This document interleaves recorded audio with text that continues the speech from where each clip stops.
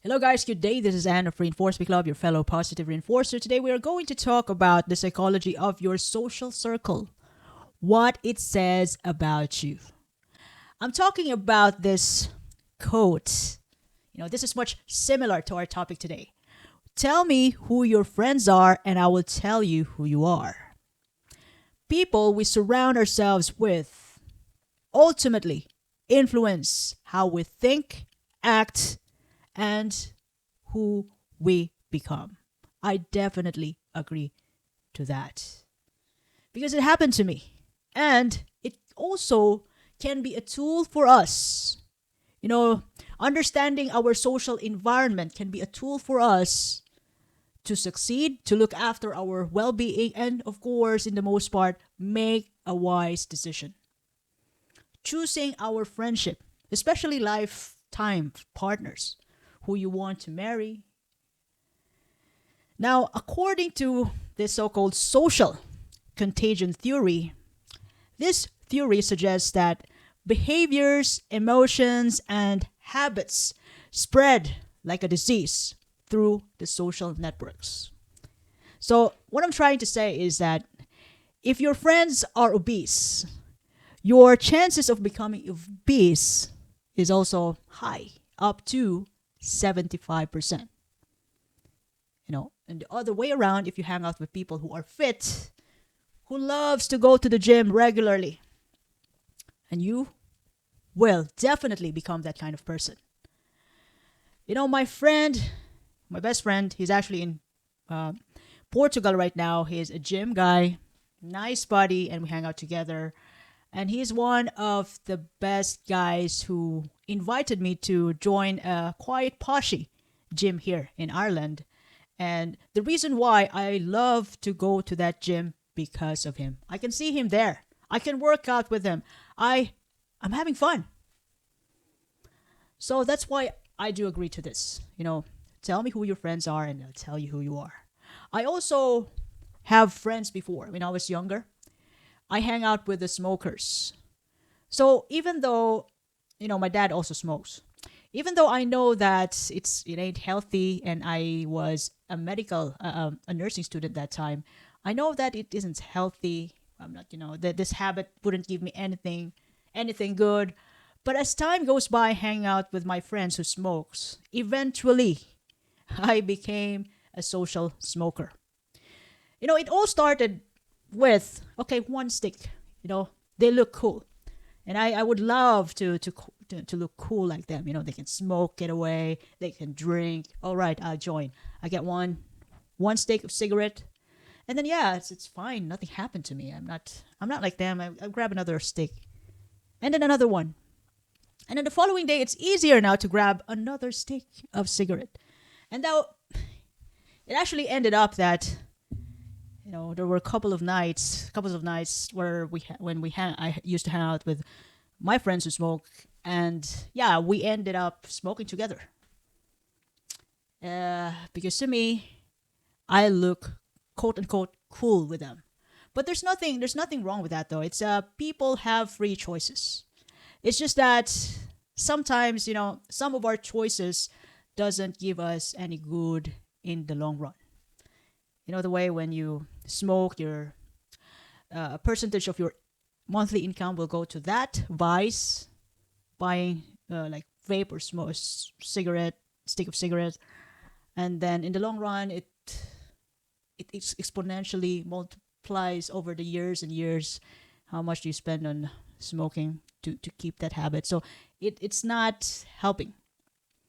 But all right, yeah, since people have free will, have choices, they're free to do whatever they want. All right, okay, it's not. There's nothing wrong with that. It's just the effect, the consequence is bad.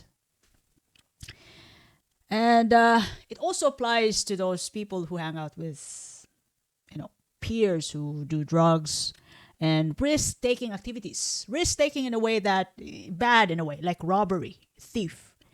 And even though you haven't done that before, since you keep hanging out with these people, eventually you will get involved. You might gonna start as their driver. They're the one who's gonna rob the store, and you're just gonna drive, but you're still there. So tell me who your friends are, and I'll tell you who you are. Our brains are wired to mimic and empathize with those around us. And in the most part, though, we don't want any conflict with our best friends, with our BFFs, with people we usually hang out with.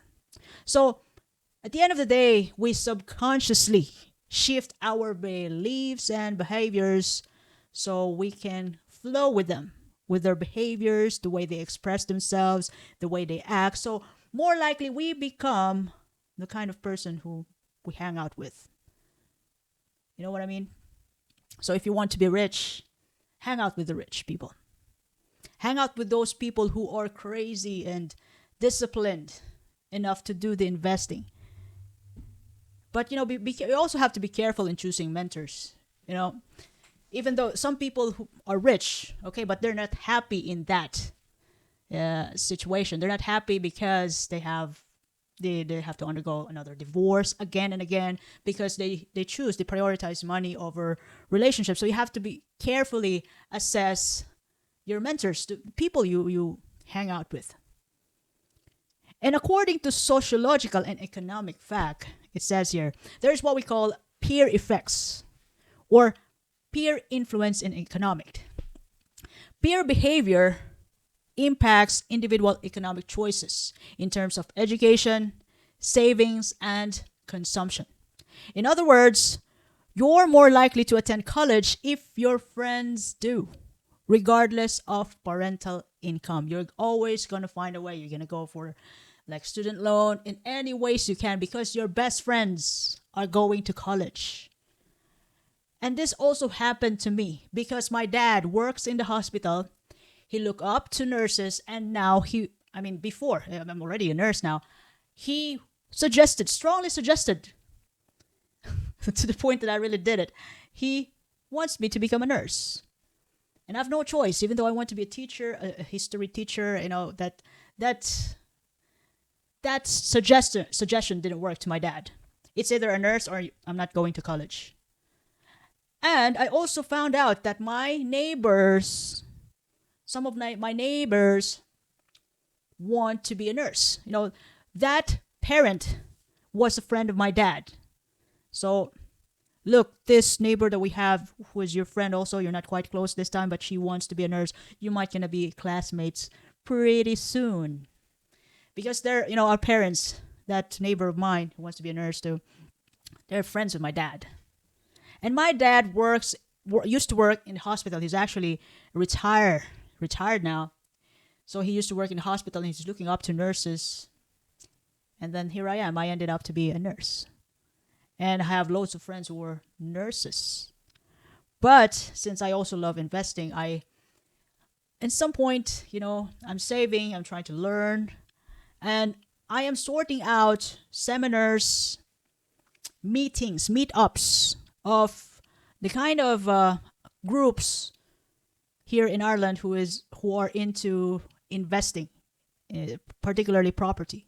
So I'm following those groups. When I have time, I joined the lecture.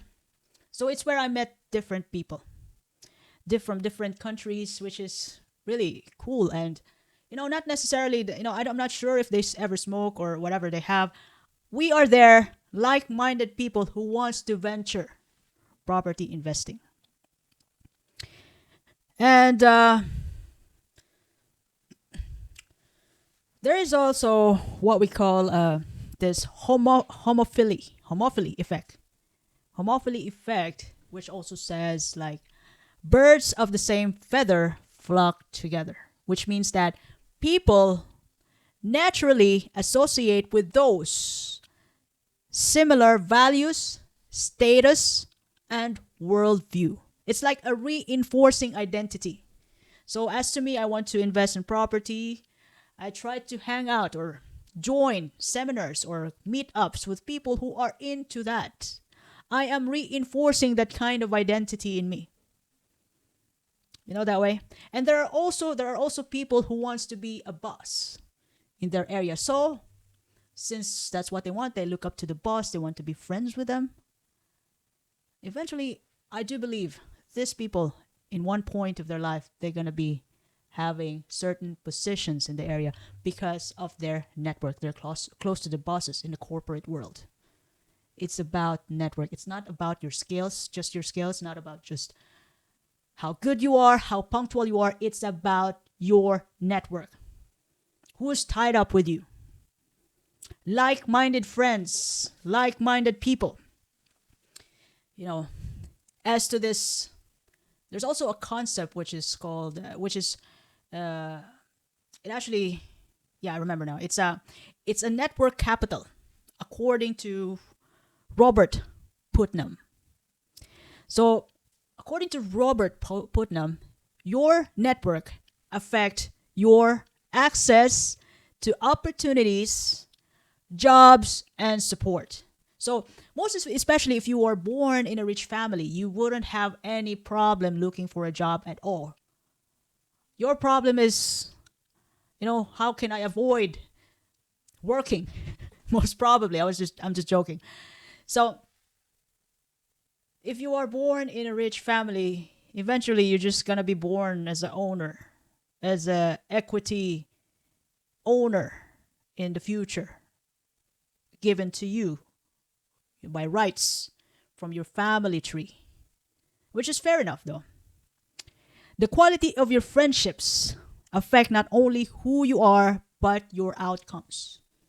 Like organizations, like if you are one of those fraternities who are into investing, they want to cover this area. Like for example, if they want to supply soft drinks in this area in a community, you only need one or two friends to work on that. You need one supplier, which is a friend somewhere else, or someone who can help you out with that, so you can conquer the entire community supplying branded soft drinks like Coca-Cola, whatever you want to sell in that community. So you need help. You can't just do it yourself. You have to uh, build trust and rapport to your supplier, to those people who can help you out in this. As you expand, you need more supplies, and you also have to be good to your workers, to your drivers, to your salesmen. So it's all about network. So people won't just rip you off, even though if you own a business, in some point you might experience that, but it's all about network. You can't do this alone. Even your friends, rich friends, smart friends, friends with not just friends who have good positions in a company, they can help you out with jobs. Not necessarily that you have to be a champ in an interview, but when they say yes to you, there's a high probability that you're going to get the job. But not all the time, but it's just high probability. So in some point, there's what we call friends with benefits. I'm just talking about networks, not just friends with benefits though. Yes, you can benefit from your network, but you have to also to return that value.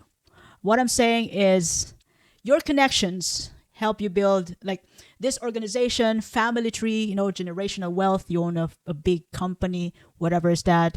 Your BFFs, your best friends who are already having a good position, high position in a corporate world. These connections that you have help build you up and maintain strong collective actions. That is why some companies, even big companies, they only hire graduates, particularly from this school. That's about network connections again. Collective actions and democracies. This is, I do agree, I strongly agree in this saying, who tell me who your friends are and I tell you who you are. That's why you got to be careful with people you associate with. And you can also use this as a tool for you to get what you want, to become a person of value. Not only to benefit from these people, but you help them also get whatever they want. In any ways you can. In any ways you can help them out. There must be an exchange of value. Otherwise, you're just another selfish kind of guy, and you don't want to hang out with these people. You're already out. You're no value to us. So be useful in return. All in all, though, yes, we are, yes, we do absorb the values, habits, languages, and aspirations of our friends. Speaking about languages, if you hang out with people who likes to cuss, then you might just gonna end up just like them. The way they talk, you're just going to mimic the way they are. Hopefully, you could also somehow mimic their intelligence. Their good PR. Our inner circle either uplifts or corrodes our potentials. Therefore, friends aren't just reflection. Their support, their support as well as the sculpture of our character. A friend is another self. Who you keep close reflects what you value. So, as I'm saying, since that is a relationship, connections, strong connections are relationship, it doesn't mean that you're just going to take, and take. You also have to give value to those people. That is why it's called healthy relationship. Healthy, strong relationship, that is strong enough to build and go through a collective action according to where your direction is, or goal or aspiration. Hang out with people who values ambitions, then you're gonna be ambitious too.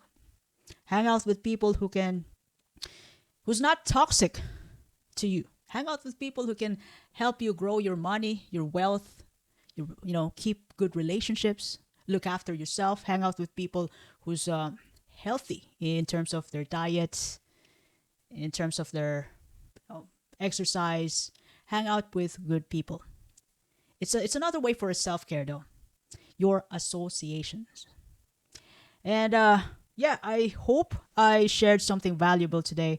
And if you ever love this episode, you can share this to your family and friends. You can even follow me in YouTube, Facebook, Spotify, Apple Podcasts, Amazon Music, even an X. Reinforce Big Love, by the way. This is Anne, your fellow positive reinforcer. I do appreciate your time and have a lovely day ahead. Thank you.